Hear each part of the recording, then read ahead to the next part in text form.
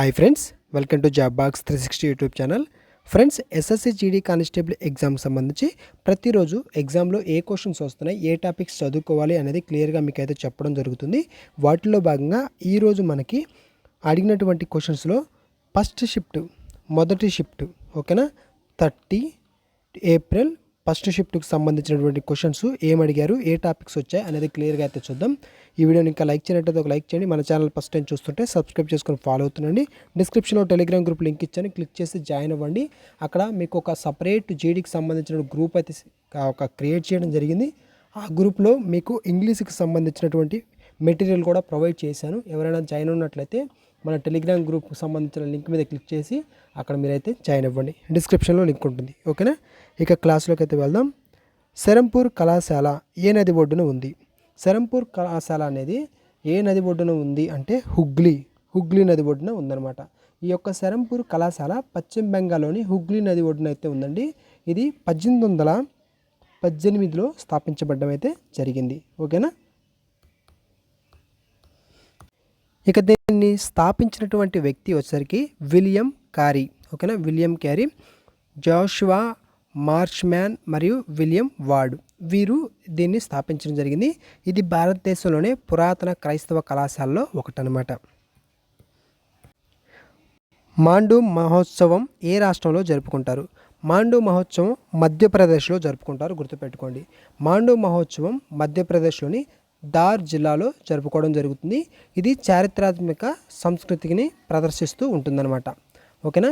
మనకి ఇది వాస్తు శిల్పం మరియు చరిత్రకు ప్రసిద్ధి, గుర్తుపెట్టుకోండి. అదేవిధంగా రాజస్థాన్లో మాండు అనేది ఒక ప్రసిద్ధ జానపద గానం మరియు నృత్య శైలి అన్నమాట, ఒక నృత్య శైలి. రాష్ట్ర శాసనసభ సమావేశాలను పిలవడానికి మరియు రద్దు చేయడానికి అధికారం ఎవరికి ఉంది? ఎవరికి అధికారం ఉంది అంటే గవర్నర్కి అయితే ఉంటుంది ఆ అధికారం అనేది, ఓకేనా. ఆర్టికల్ 174 ప్రకారం గవర్నర్ ముఖ్యమంత్రి మరియు మంత్రి మండలి సలహాతో శాసనసభ సమావేశాన్ని పిలుస్తారు, గుర్తుపెట్టుకోండి, మరియు ముగిస్తారు కూడా. అదేవిధంగా 2 సమావేశాల మధ్య గరిష్ట కాలం వచ్చేసరికి 6 నెలలు, ఓకేనా. 6 నెలలు మించకూడదు. అదేవిధంగా సభను వాయిదా వేసే అధికారం స్పీకర్కి అనేది ఉంటుంది. భారతదేశంలో శ్వేత విప్లవ పితామహుడు ఎవరు? శ్వేత విప్లవ పితామహుడు వచ్చేసరికి డాక్టర్ వర్గీస్ కురియన్ గారు. ఈ యొక్క doctor Varghese Kurien operation flood ద్వారా భారతదేశాన్ని పాల ఉత్పత్తిలో ప్రపంచంలోనే అగ్రగామిగా నిలపడం జరిగిందనమాట, ఓకేనా. 26 నవంబర్న జాతీయ పాల దినోత్సవం అయితే జరుపుకుంటారు. పాల దినోత్సవం నవంబర్ 26వ తేదీన జరుపుకోవడం జరుగుతుంది. అదేవిధంగా మనకి యొక్క వర్గీస్ కురియన్ గారు వీరేంటంటే అమూల్ స్థాపనలో కీలక పాత్ర పోషించడం జరిగింది. ఉపరాష్ట్రపతి ఎన్నికలకు సంబంధించి వివాదాలు వస్తే ఎవరు నిర్ణయిస్తారు అంటే సుప్రీంకోర్టు నిర్ణయించడం జరుగుతుంది. ఆర్టికల్ 72 ప్రకారంగా ఉపరాష్ట్రపతి మరియు రాష్ట్రపతి ఎన్నికల వివాదాలను సుప్రీంకోర్టు పరిష్కరిస్తూ ఉంటుంది, ఓకేనా. పరిష్కరిస్తూ ఉంటుందన్నమాట, ఓకేనా. సుప్రీంకోర్టు నిర్ణయం ఫైనల్ అయినదన్నమాట, అంతిమమైనదన్నమాట, ఓకేనా. సుప్రీంకోర్టు యొక్క నిర్ణయం. సంతాల్ తిరుగుబాటు ఎప్పుడు ప్రారంభమైంది? సంతాల్ తిరుగుబాటు అనేది 1855వ సంవత్సరం ప్రారంభమవడం జరిగింది. ఈ యొక్క సంతాల్ తిరుగుబాటు 31 జూన్ 1855 1855న ప్రారంభమైంది. ఇది జార్ఖండ్ ప్రాంతంలో అయితే జరిగిందనమాట, ఓకేనా. జార్ఖండ్ ప్రాంతంలో జరిగింది. అయితే దీనికి సంబంధించిన నాయకులు సిద్ధు అండ్ కన్హు చాంద్ మరియు భైరవ్, వీళ్ళు దీని యొక్క నాయకులు. దీని ఫలితంగా సంతాల్ పరగానా అనే ప్రత్యేక జిల్లా కూడా ఏర్పడడం జరిగింది. పరగానా అనే ప్రత్యేక జిల్లా కూడా ఏర్పడడం జరిగింది. పోలీస్ విచారణ కోసం పంపే అధికారిక పత్రం ఏమిటి? అధికారిక పత్రం అండి, అదేంటంటే సమన్ ఆర్ నోటీస్ అంటాం. సమన్స్ ఆర్ నోటీస్ ఆ అధికారిక పత్రం అన్నమాట, ఓకేనా. చట్టపరంగా ఇతరులకు సమాచారం అందించే పద్ధతి ఇదనమాట. అండర్ 25 3000 మీటర్స్ రేస్ వాకింగ్లో 19 నిమిషాలు రికార్డును బద్దలు కొట్టినటువంటి మొదటి ఆసియా అథ్లెట్ ఎవరు? మొదటి ఆసియా అథ్లెట్ వచ్చేసరికి మనకి నితిన్ గుప్తా. ఎవరు? నితిన్ గుప్తా గారు. Nitin Gupta under 25 3000 metres race వాకింగ్లో 19 నిమిషాల లోపు పూర్తి చేసి రికార్డు అనేది సృష్టించడం జరిగింది. ఓకేనా. ఇంకొక పాయింట్ ఏంటంటే ఇది కర్ణాటకలోని తుంకూరులో తుంకూరులో ఓకేనా, కర్ణాటకలోని తుంకూరులో జరిగినటువంటి ఫెడరేషన్ కప్లో జరిగింది. ప్రపంచంలోనే అతిపెద్ద నదీ ద్వీపం మజులి ఏ రాష్ట్రంలో ఉంది? మజులి అనేది ఎక్కడుంది? అస్సాంలో ఉందండి. మజులి అస్సాంలో ఉంది. ఇది ప్రపంచంలోనే అతిపెద్ద నదీ ద్వీపం. భారతదేశపు మొదటి ద్వీప జిల్లా కూడా ఇదే అన్నమాట. ఓకేనా. మార్చి 2025లో డెన్మార్క్ రాజు ద్వారా knights cross of the order of Dannebrog అవార్డును పొందినది ఎవరు? ఈ యొక్క అవార్డు పొందింది ఎవరంటే విజయ్ శంకర్. ఎవరు? విజయ్ శంకర్ గారు. విజయ్ శంకర్ దక్షిణ భారతదేశానికి చెందినటువంటి డెన్మార్క్ గౌరవ కన్సుల్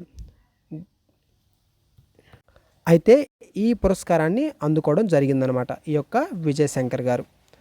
ఇక్కడ మనకి భారతదేశం మరియు డెన్మార్క్ ఈ రెండింటికి సంబంధించిన సంబంధాలను బలోపేతం చేసినందుకు ఈ అవార్డు అనేది విజయ్ శంకర్ గారికి ఇవ్వడం అనేది జరిగింది. ఆరోగ్యవంతుడైనటువంటి మనిషి కంటికి స్పష్టమైన దృష్టి కోసం కనిష్ట దూరం ఎంత? కనిష్ట దూరం అడిగారు. ఎంత అంటే 25 సెంటీమీటర్స్. స్పష్టమైన దృష్టి కోసం కనిష్ట దూరం 25 సెంటీమీటర్లు. గరిష్ట దూరం వచ్చేసరికి అనంతం అనమాట, ఇన్ఫినిటీ అనమాట. ఓకేనా. కంటి సమస్య లేని వారికి ఇది ప్రామాణికంగా ఉండడం జరుగుతుంది. భారత్ మహిళా క్రికెట్ జట్టు తన మొదటి టెస్ట్ మ్యాచ్ ఎప్పుడు ఆడింది? ఎప్పుడు ఆడిందంటే 1976లో ఆడడం జరిగింది. 1976 భారత మహిళా జట్టు 1976లో వెస్టిండీస్తో మొదటి టెస్ట్ మ్యాచ్ అనేది ఆడడం జరిగింది. మిగిలినటువంటి ఇంకొక పాయింట్ చూస్తే వేదిక ఏంటి అంటే ఎం చిన్నస్వామి స్టేడియం. ఎక్కడ? ఎం చిన్నస్వామి స్టేడియం, బెంగళూరు. ఓకేనా. అప్పట్లో కెప్టెన్ ఎవరంటే శాంత రంగస్వామి.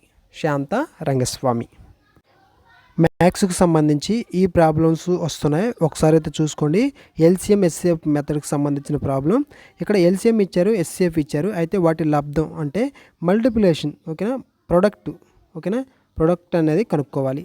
ఎంత ఇక్కడ 360 × 15 ఈజ్ ఈక్వల్ టు ఎంత వస్తుంది? 5400. ఓకేనా. 5400 ఆప్షన్ బి కరెక్ట్ ఆన్సర్. ఈ క్వశ్చన్ చూడండి. ఒక వస్తువు కొన్న వేల వచ్చేసరికి 500, అమ్మిన వేల అంటే సెల్లింగ్ ప్రైస్ వచ్చేసరికి 550. అయితే లాభ శాతం ఎంత? ఇక్కడ చూడండి 500, 550 డిఫరెన్స్ ఎంత? 50. కాబట్టి 50 అనేది లాభం. మనకేంటి? ప్రాఫిట్ పై సిపి ఇంటూ 100 కదా. సిపి అంతా 500 ఇంటూ పర్సంటేజ్ కాబట్టి 100. 2 zeros క్యాన్సిల్, వన్స్ పక్కన జీరో ఉంది కాబట్టి 10%. ఓకేనా. 10%. Option B correct answer. ఈ క్వశ్చన్ చూడండి. భారతదేశంలో వ్యవసాయం తర్వాత అత్యధికంగా ఉపాధి కల్పించే పరిశ్రమ ఏది అంటే వస్త్ర పరిశ్రమ. ఏ పరిశ్రమ? వస్త్ర పరిశ్రమ, టెక్స్టైల్ ఇండస్ట్రీ అనమాట. మనకి భారతదేశంలో వ్యవసాయం తర్వాత వస్త్ర పరిశ్రమ అత్యధిక మందికి ఉపాధి కల్పిస్తున్నది. ఓకేనా. ఇంకొక పాయింట్ ఏంటంటే ఇది జీడిపిలో 2.3% మరియు పారిశ్రామిక ఉత్పత్తిలో అయితే మాత్రం 7% వాటాని కలిగి అయితే ఉంది. ఓకేనా. ఈ పర్సంటేజ్ కూడా ఇంపార్టెంటే. రాజ్యాంగ సభకు రాజ్యాంగ సలహాదారు ఎవరు అంటే బిఎన్ రాయ్. సలహాదారు వచ్చేసరికి బిఎన్ రాయ్ గారండి. రాజ్యాంగ నిర్మాణ సమయంలో బిఎన్ రావు రాజ్యాంగ సలహాదారుగా పనిచేయడం జరిగింది. ఈ బిఎన్ రాయ్ గారి గురించి చూస్తే, ఈ బిఎన్ రావు గారి గురించి చూస్తే మనకి ఇక్కడ ఏంటంటే ఈ యొక్క బిఎన్ రావు గారు ఒక ఐసిఎస్ అధికారి అండ్ న్యాయవాది అనమాట. రాజ్యాంగ ముసాయిదును రూపొందించడంలో ఈయన కీలక పాత్ర కూడా పోషించడం జరిగింది. సోషల్ మీడియాపై నిషేధం విధించిన మొదటి దేశం ఏది అంటే ఆస్ట్రేలియా. మొదటి దేశం వచ్చేసరికి ఆస్ట్రేలియా. ఇక్కడ మనకి పిల్లల భద్రత మరియు ఆరోగ్య కారణాల వల్ల పిల్లల భద్రత మరియు ఆరోగ్య కారణాల దృష్ట్యా 16 ఏళ్లలోపు పిల్లలకు సోషల్ మీడియాను నిషేధిస్తూ ఆస్ట్రేలియా చట్టం చేయడం జరిగిందనమాట. ఆస్ట్రేలియా ఒక చట్టం అనేది చేయడం జరిగింది. ఇక్కడ ఆన్సర్ వచ్చేసరికి ఆస్ట్రేలియా.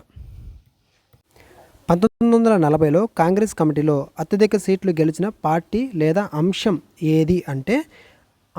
ఏదంటే భారత జాతీయ కాంగ్రెస్, ఇండియన్ నేషనల్ కాంగ్రెస్ అనమాట. ఓకేనా.